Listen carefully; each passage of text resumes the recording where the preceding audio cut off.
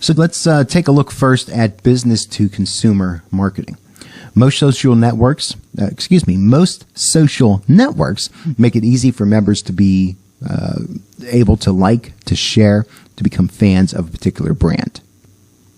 As a result of that, the emphasis needs to be on content, more specifically creating content that is share-worthy in the eyes of the consumer. So you don't want to just throw things onto your Facebook page for the sake of throwing things on there so it looks like you're busy and that you constantly have stuff going on, because there is such a thing as overkill. There is such a thing as not worrying about the types of things you're putting on there, because as people use social media and they like more and more pages and get more and more friends, there's a reason why we call it Facebook scrolling. Because as you're scrolling through your news feed, you're passing by a lot of stuff. If it's something that's super wordy or something that in the first few words of the text that's offered there that it doesn't really grab your attention, you may be more likely to just pass on by. The more that you put stuff there that may not be relevant to your audience, they may still keep you as a liked page on Facebook, but they'll see your name, your company's name, and then unless something really, really grabs their attention, they won't even bother reading what the post is. They'll just scroll on through. See here, the end goal is to share content that makes the audience want to discuss it further with friends, which means first off, they need to read what you have available, and it has to appeal to them in one way or another. When this happens, this can function as word-of-mouth advertising, and consumers share their likes with each other. And as we've talked about, word of mouth is that earned media that can create some incredible results for a company that is marketing online. Social networks can also advance a brand's position in relation to competitors by making a company seem more memorable or personal, kind of putting a human sort of element to the company that you are promoting. However, accomplishing these lofty goals demands persistence, consistency, and genuine interactions. So there has to be a certain amount of dedication to making sure that content is being updated regularly, that the content is relevant, and that the content is real and authentic. Persistence, consistency, and genuine intentions. To have maximum reach to consumers, focus on the places where most consumers are spending time. Few companies can afford to ignore Facebook as it is the largest social network in the United States. However, Instagram represents the trend towards photo and image sharing. That is growing rapidly as well. And as we've talked about in class, Facebook is already starting to lose favor more and more with younger generations, and seems to be more of a space for older folks to gather. So there's the generational aspect as well. Again, knowing where your consumers are. To begin marketing a brand on Facebook, first off, start an account. Do not create a profile. Profiles tend to be more for personal pages, and those pages are ones that, act like any other person's Facebook page. They sign up to be your friend, you accept, all that sort of thing. It's more closed off than what may be just a general business page that could be liked and can be shared without people having to be friends to that company. Start an account. Do not create a profile. Create a page that will represent the business. Pages allow users to follow or become fans of a company without giving access to their personal information, as would occur from friending a profile. So that's important as well for your own personal protection, that you're avoiding as much as you can the blurring from the professional, the business life from your personal life. Once a page has been created, it must be updated frequently with new content. We've been saying that over and over and over. Have regular, relevant updates to what you're posting online so that your page looks fresh and current. Quality is much more important than quantity, however, because boring or repetitive content can easily be hidden on Facebook. Focus on content that is relevant and engaging for Facebook users. So when we talk about updating your page regularly, we don't necessarily mean you have to have 10, 12 posts a day. Depending on the audience, depending on the type of content that you're doing, perhaps one quality post a day is enough. Maybe you need more, maybe you need less.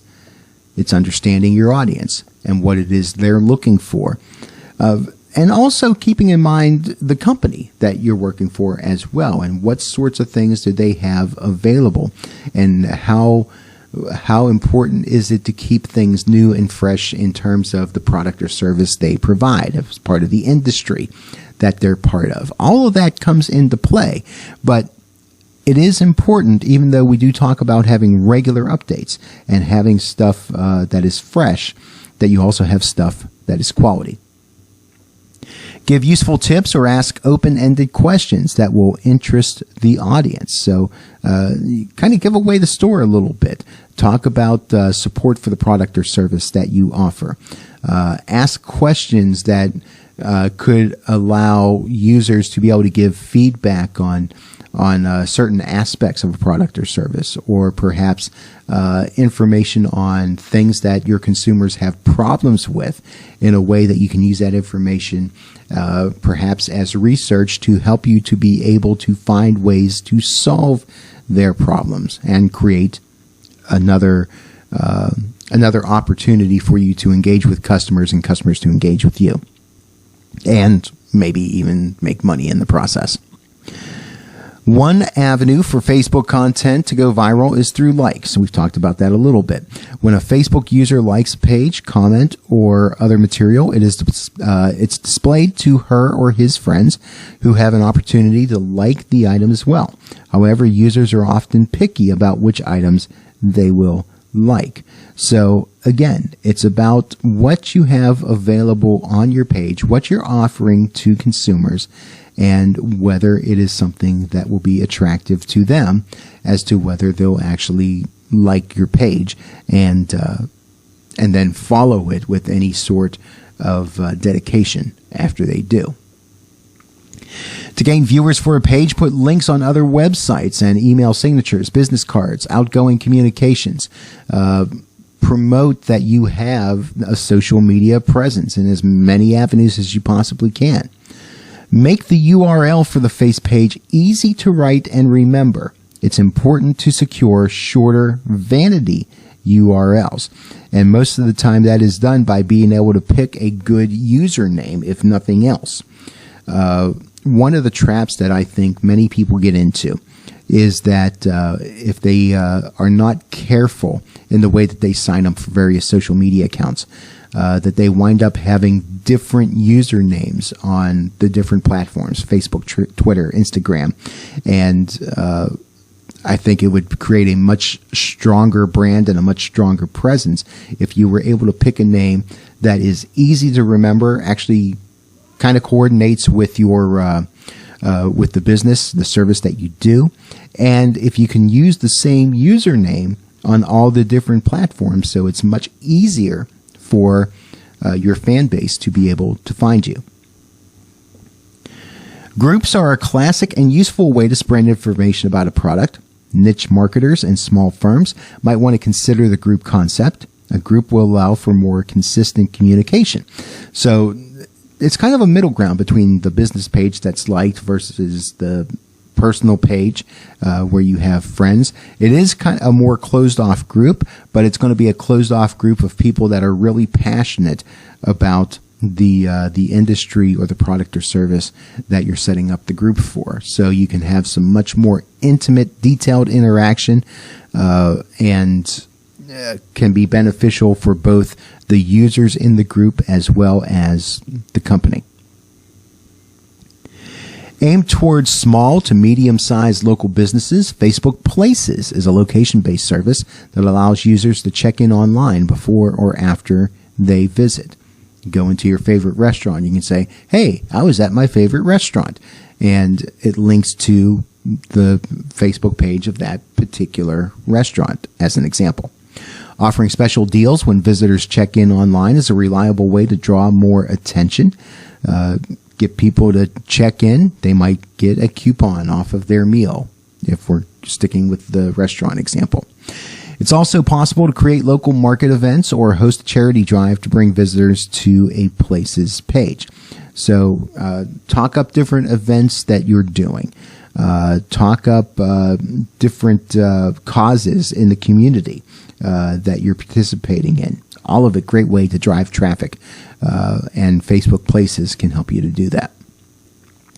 Facebook derives much of its revenue from advertising. It offers an advertising program that is designed to be approachable by small businesses as well as global companies. So because of the way that the advertising works on many online platforms, including Facebook, the way that messaging can be targeted to certain people with certain interests in certain geographic areas can be a very effective way for a company to get its message across, to get it to the right people, and then be able to track the progress of how well that message is getting out and people are responding to it. While Facebook ads can be useful to market a product, they also provide valuable information about users. The Facebook ad tool can be specified for demographics, including race, gender, interest, and location. We kind of talked about that. And the estimated reach section can give an idea of how many users fit the target market. So it's very easy to put in the restrictions that you want for an ad to reach out to certain types of people, and Facebook will give you pretty instantaneously the estimated reach of your message. Having a large number of likes or fans is a good step, but it's no guarantee of actual results if nobody pays attention or responds to page updates. So to avoid this problem, make sure you focus on relationships. Don't shout at people with your messages. Don't be annoying with them. Make your messages in such a way that it's attractive and appealing to those you're trying to reach. Giving a human voice to a brand is one of the most powerful advantages of this social networking platform. And again, this is the idea of not just marketing and advertising online, but engage in communication with those that interact with your page. Respond to questions, respond to criticism, and people will be excited about that as you do. All right, let's move on now from business to consumer, now looking at business to business marketing. The most dominant platform for B2B marketing is the professional networking site LinkedIn. LinkedIn is designed to facilitate interactions between business professionals. The professional focus of LinkedIn causes many to take connections more seriously. So it's not a playground. It's not necessarily a place for joking around, for all sorts of memes, for flame wars and all that sort of thing. The people on LinkedIn are there specifically for networking as it pertains to the professional environment, looking for jobs, for example, or helping businesses connect with each other to collaborate on projects, to work together, all that sort of thing. Before attempting to market on LinkedIn, complete the member profile in as much detail as possible. Unlike Facebook, putting more professional information on a profile can actually increase its chance of building connections. The more you talk about yourself, the more detail as to your experience and your skills and the things that you've done, the better it will be for you when you use LinkedIn. Completing the profile signals seriousness and determination to use LinkedIn correctly. When people are looking for people on LinkedIn, they are looking for certain skill sets, looking for certain knowledge, capabilities. And the more that you share that, the easier it may be for someone to find you and be able to connect with you. LinkedIn displays a broader network that let's try that again. LinkedIn displays a broader network than just immediate contacts, including other people in the extended network. In the case of Facebook, where your page may be closed off except for those that you've accepted into your inner circle as your Facebook friends, in LinkedIn, it's not necessarily that closed off, because people that are connected to the people that you're connected with may also be able to connect with you. This degrees of separation principle amplifies the value of contacts. So it's not just the idea of getting on LinkedIn so that you know a guy, but that you could eventually know a guy that knows a guy, for example. And that can be very, very valuable in the professional environment. The introductions feature on LinkedIn allows users to mention others and to suggest potential contacts. So a way to be able to meet new people is made much easier with this feature. Groups can be set up as a private or open group, allowing anyone to join. Nearly every profession or industry specialization has some form of associated group on LinkedIn. Joining these can be a quick way to build contacts, as membership in a common group can be an excuse to connect with future business partners. Great way to be able to reach out to people and interact with people that do have similar interests. Groups also have associated discussion boards for conveying information on relevant topics, so there's education that can happen here as well. And if a group can't necessarily help you, well, you might be able to participate on LinkedIn Answers, where people ask questions and invite others to chime in with their insights on a question. Contributing is valuable, especially if you offer good, well-considered answers. It can draw in business leads by highlighting your personal experience and the things that you know. And as you read and respond to others' answers, that can also build a larger network where you can agree with somebody or ask questions of someone else's answer to make the conversation go even further. LinkedIn is targeted towards individuals, so interact under a personal account rather than a company or a brand name, because, again, the way that it's set up, people are more interested in talking with other people than they are a static corporate entity, for example. So instead of profiles, companies can set up pages which LinkedIn members can follow in order to receive updates. To channel more people towards following a company or being aware of a product, some firms are creating their own groups from the ground up. This is a strategy that companies are using in order to help to promote themselves even more. If you go this route, you want to start formulating content which then should follow the group's theme, but at the same time, you don't want it to be overly promotional. Again, it's not the idea that people are going out there looking for advertising and looking to be sold to. They're looking for information. And a group is a great way to be able to give information to those of similar interests. And if you're doing that under the name of a company, it is possible that they will follow you and then ultimately patronize you or work with you.